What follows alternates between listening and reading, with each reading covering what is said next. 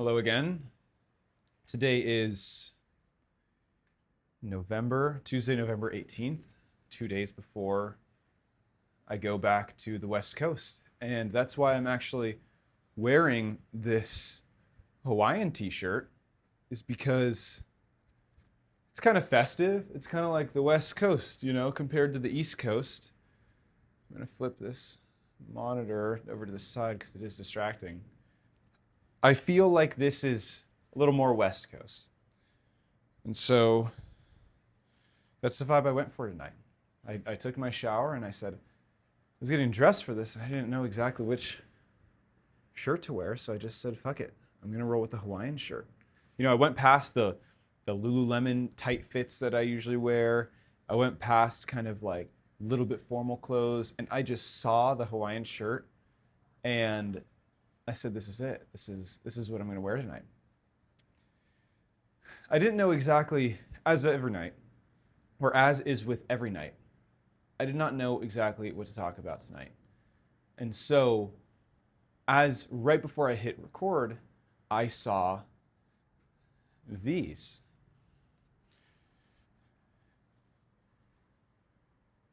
And these are something that my girlfriend got for me. And one of them is her and one of them is me. And it made me think of I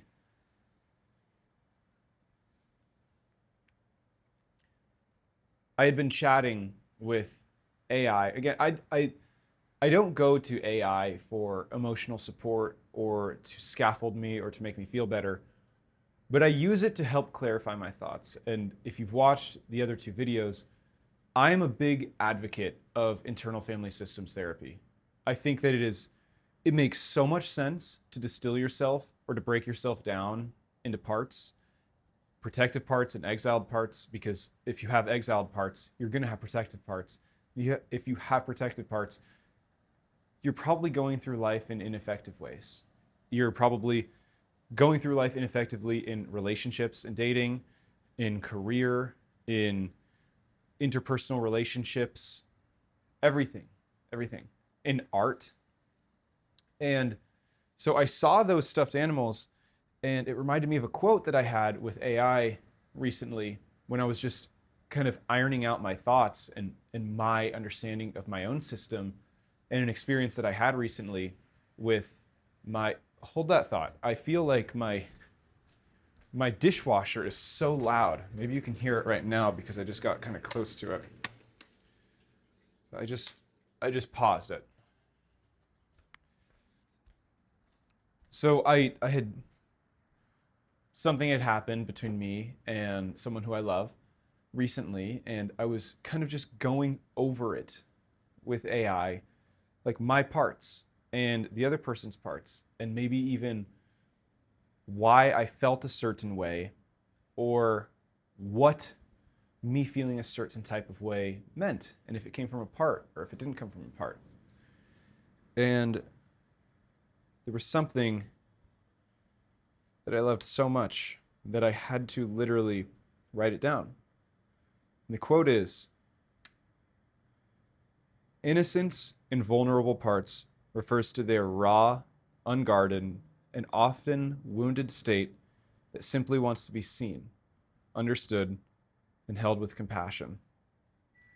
These parts carry pain, but beneath that pain is a pure, often unacknowledged presence or unacknowledged innocence that has been hurt or burdened unfairly." What brought this up was I'm trying to decide what's personal, what's too personal, and what's not too personal to share. I guess the best way to start is to back up by just a little bit and describe a little bit more about protectors. Protectors in interpersonal relationships, oftentimes, even though the intent is pure and positive, they create problems. And those problems are things like impatience, inability to, oh, fuck, my fucking dishwasher is making so much noise. We're just going to have to deal with the loudness of it, because otherwise it's just going to beep. But protective parts in interpersonal relationships, oftentimes they can create a sense of impatience with someone else. They can create anger with someone else. They can create anxiousness about a relationship. They can create people-pleasing. And oftentimes in interpersonal relationships, especially romantic relationships, a protector part of yours and a protector part of them get into this interlocking. And the protective part exists because of an exiled vulnerable part. A vulnerable part of you that you exiled very long ago because the beliefs were just too fucking painful. They were too painful. And you had to move. The protective part had to come online to actually protect your system. So it thrusts this vulnerable part into exile, and you have this protective part online now. And so each partner in an interpersonal relationship, whether it's romantic or just regular friends or family, they each have their own set of protectors. And I remember I was watching a Brené Brown video, and she's awesome. I don't listen, or I haven't read too much from her, but I know enough about her, and I have listened to enough about her. And what she says is that couples usually get into this figure eight pattern or interpersonal relationships, where each person will say something, and it'll do something to the other person, and it'll go back, and there will just be this locking. This could be the same fight, fundamentally, over and over again. This could be the same conflict arising over and over again. But each time it gets reinforced by the other person, by the opposing, by the counterpart in the relationship. And so when I heard that, it made so much sense to me from an IFS perspective, because protective parts just get so gridlocked. Like an example is like the classic anxious avoidant dance. So if someone with an anxiously attached protector encounters someone with an avoidantly attached protector, the anxiously attached protector will seek and pursue, which will cause the avoidant person to avoid and withdraw, which will cause this person to pursue more and cause this person to withdraw more. And it's just this figure eight pattern. And it could be like any sort of protector. Like, and I was recently speaking with someone where we both knew we had gridlocked protectors for months and months and months. And it took a lot of time to really understand what was going on. And that's where I think the beauty of IFS comes in, is it gives you a way to see the architecture of what the hell's going on. Like, it makes the invisible visible. And so it gave this person in me the ability to over time drill down and down and down and down and down and down with what's going on. Because if you just stay at the protector level all the time, nothing's gonna fucking happen. You need to go down to the vulnerable part, the exiled vulnerable part. The vulnerable part that you exiled out of conscious awareness that's still driving everything. You need to go to those. You need to lift them up, and you need to integrate them, because only when you integrate them can one of the sides of the figure eight loop not be there. And then this fight or this recurring conflict doesn't exist anymore. And it really, I don't believe it takes two people to end the figure eight pattern. If simply one person can stop the cycle, if more accurately, if one person can work with their own exiled vulnerable part, as Richard Schwartz says, do a U-turn and work with their exiled vulnerable part and unburden it, it will subsequently cause your protective part to relax, and you sidestep this figure eight, and the conflict goes away. And it'll usually leave the interpersonal relationship partner that you have with a choice. Do they keep, they'll probably see that their protective strategy isn't working anymore. And they'll probably see that it's exhausting and it doesn't have a playmate anymore.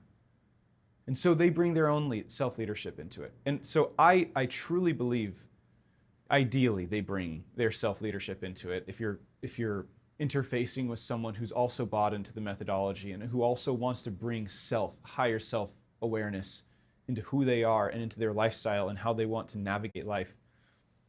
And so I think like one of the easiest things for people to do is to want to go and like meddle their hands in other people to try to fix them.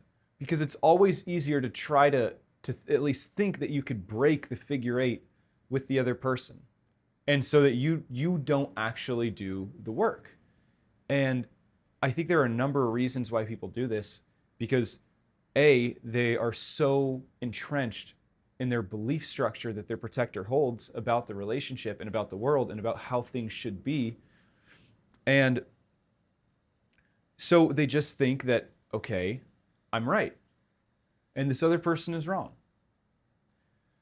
And from each person's point of view, they're probably certain that the other person is wrong. And the thing is if you're operating from a protective strategy, that means you are not operating from self. And if you are operating from self, that means that you are letting this game of Pong, it's not that you're going to lose the game, it's that you're going to set the controller down and say, I'm really not interested in this game anymore. And I can see how ferociously you're trying to win it. And I can see how it makes so much sense, your motivation in trying to win. And I love you.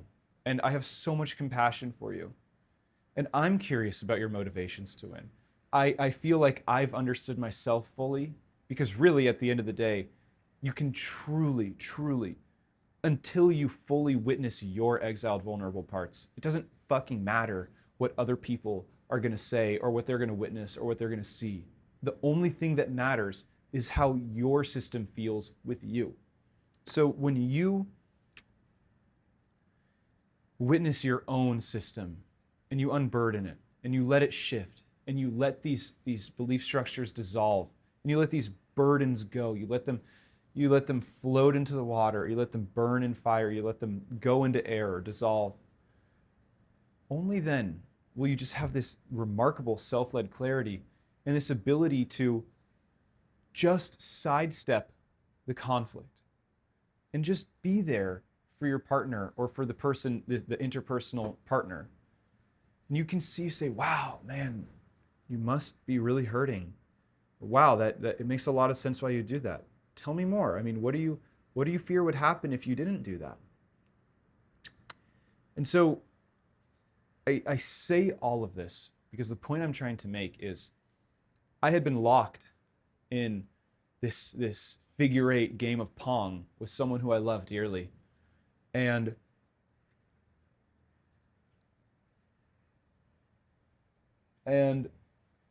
we were both trying our hardest. We really were both trying our hardest. And the other person, for this interlocking, the other person, what they did was they had pulled up and out their vulnerable parts that were in exile. The true fears of what would happen the fear of what would happen if they didn't engage in this figure eight game of Pong or this figure eight looping of conflict, or the figure eight, what they were really trying to protect themselves from. This person said, this vulnerable part of me that has immense feelings of worthlessness, total worthlessness. And man, it was so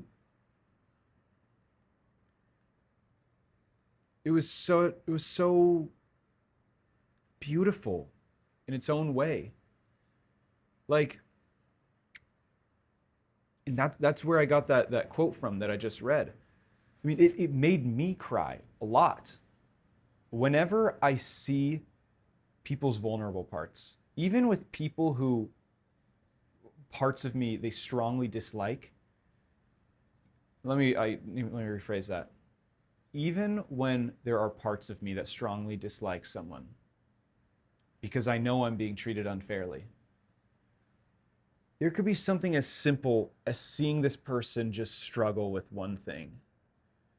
And in a moment, it's like I can shift into this higher self perspective and I can see, I'm going to read it again.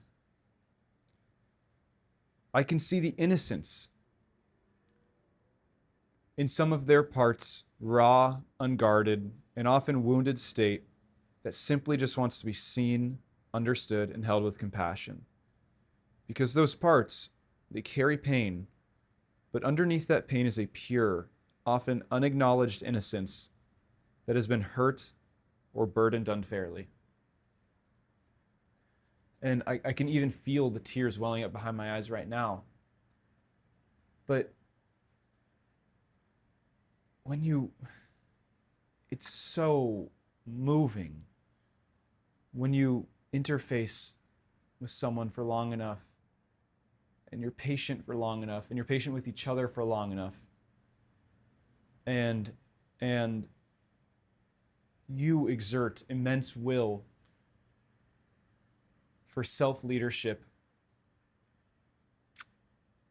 and you do your best to navigate things gracefully.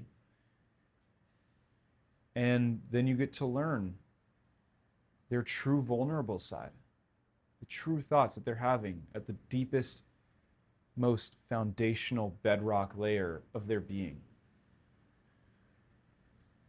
You start to say, of course it makes sense why you have this protective strategy.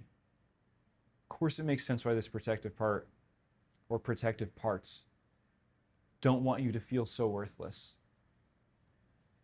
Because feeling that sense of worthlessness would just be devastating. And it would feel like you're fundamentally broken. And it's just simply agonizingly painful. Of course you would want to run away from that by whatever means necessary. So I guess the reason why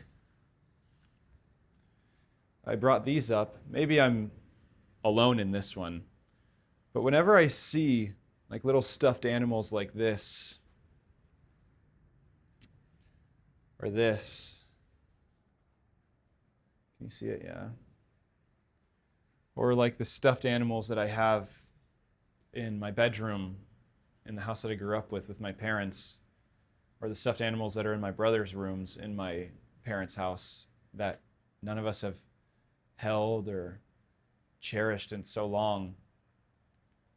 It makes me so sad, because it's that same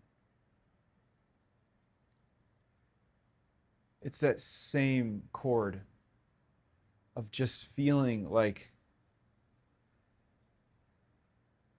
I don't know, maybe it's that I see these stuffed animals and I associate it with the kid that once used to cherish it, and that kid is so innocent and pure and maybe has an unacknowledged burden that they had to take on unfairly. Like, I see these stuffed animals and it brings out this perspective in me of this humane perspective of, it just sidesteps all the vitriol and the hate and the conflict, and you just say, fuck, I don't care about any of that. Just I want to give you all my compassion. I want to give you all the connectedness you need. I want to hold you. I want to make sure, I want you to feel okay. I want you to know I'm right here. Everything's going to be okay. Everything. So that's kind of where I saw those stuffed animals, and it reminded me of that whole note. And the rest of the note goes, my emotional response to that situation I was talking about, my tears and my compassion, can be understood as myself connecting directly, self with a capital S, can be understood as myself connecting directly with that innocent presence, or that innocent essence, feeling the profound humanity and tenderness at the core of those vulnerable parts. This connection bypasses judgment, protection, or trying to fix, and instead honors their presence and existence exactly as they are. Recognizing and responding to this innocence invites healing because it validates the experience of those parts while holding them gently. This kind of witnessing can create a safe relational and internal space where those innocent parts feel seen without pressure or threat, which is often the beginning of transformation in internal family systems work.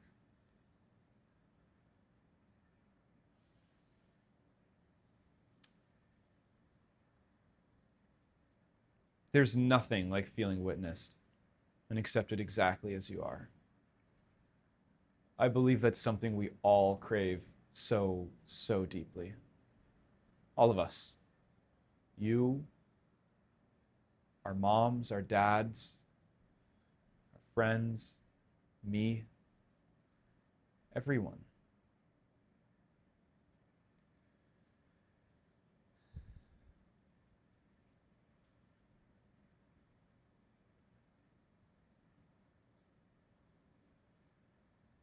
I have so many more thoughts.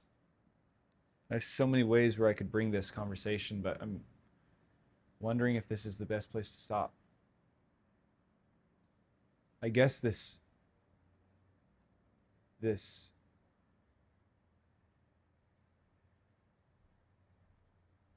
unconditional love and witnessing and care and acceptance, it can be through other people, external, or it could be through you, internal. And I have found that IFS says that so much of it needs to start from internal. Because once you can give yourself that steady foundation, then it just radiates outward. I believe that's true. Maybe I'm still a little bit naive on this, but I've also found it to be true for the people we love most, like our partners. We can accept and love ourselves as much as we can. We can build the best relationship with ourselves. But I still think that there's a few special people who are dying to have it from. To feel loved and accepted, I think first and foremost, it's the self. And that should be everyone's goal. And that should be all of our goal all the time.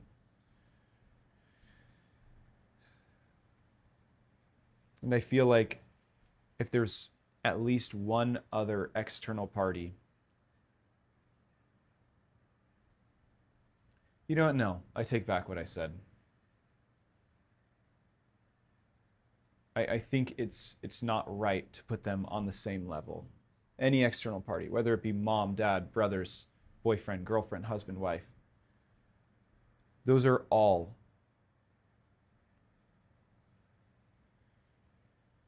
important.